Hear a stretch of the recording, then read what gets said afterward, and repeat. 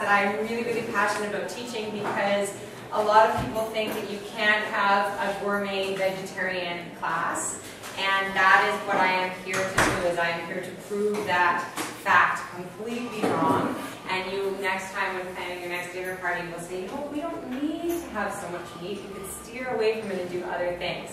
So I actually want to tell you a little bit about our cooking classes. I know we have some returning people, so that's very nice to see.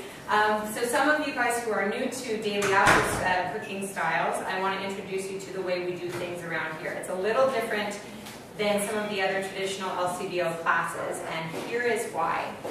We like to do things in sort of a convivial, get everybody together, spirited nature style workshop.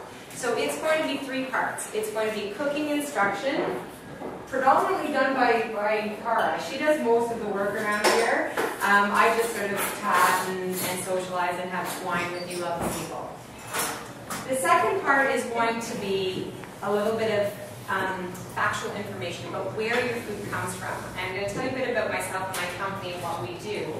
And one of the great things about the classes is that we are really able to showcase some of our incredible farmers that we have here in Ontario and talk to you a little bit about the growers and the producers. And you get to have a little bit of background into exactly where the food is coming from, what types of foods you want to be purchasing when you're doing your own shopping, and why. So it's got a little bit of an educational component. And then lastly, we really like to have our cooking classes be dinner parties. So I don't know how many of you guys came in groups, or how many of you, is there anybody here who's on their own tonight? Everybody has a friend with them? But you are sitting with some people that you may not know. And that's our goal, is that you will get your table chatting. So there are going to be 4 courses tonight, and in between each course, April is going to introduce the amazing wine lineup that she's picked out tonight. And we're going to step away for 5 minutes or so and sort of give you a topic to discuss amongst yourselves. And then we're going to come back and we're going to sort of find out some of the neat tidbits that you have to bring to the table. Because that's the wonderful thing about food, is it brings everybody together and everybody has a story. And it doesn't necessarily have to be about mushrooms. Okay, so you want to turn to page number 1, which is the Tuscan mushrooms stuffed with garlic, olives, basil, and pecorino. I love this appetizer for cocktail parties. It is absolutely fantastic. It's beautifully, beautifully plated. It looks amazing. We used, this is called a button mushroom, but it's actually a stuffing button mushroom. So you can see they're just giant. Okay, all we've done, that's good, I'm going to talk you through this. We have taken, I have very clean hands, by the way, a sticker for clean hands. We've taken the button mushroom, and all we've done is pop out the stem. Okay? Cara makes it look much nicer than I do. I'm known as the messy chef. That's all we've done. And we took some diced, some roasted red peppers, we diced them. We took some olives stuffed with garlic.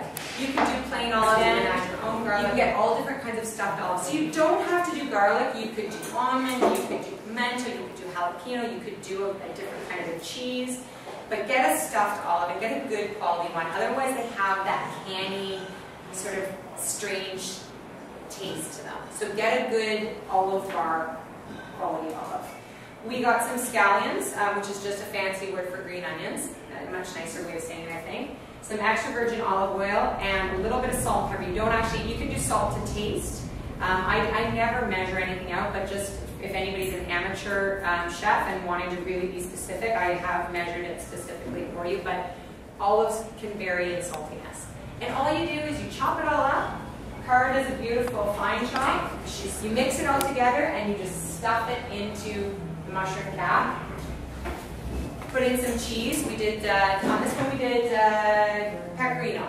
We're featuring 3 Italian cheeses tonight. So we didn't do Ontario cheese, but you could do, anybody familiar with Montfort Dairy? Montfort Dairy has a type of cheese called Toscano, which is very similar to a Parma.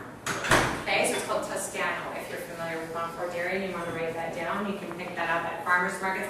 Some grocery stores have Montfort Dairy as well, and they're a wonderful, wonderful dairy.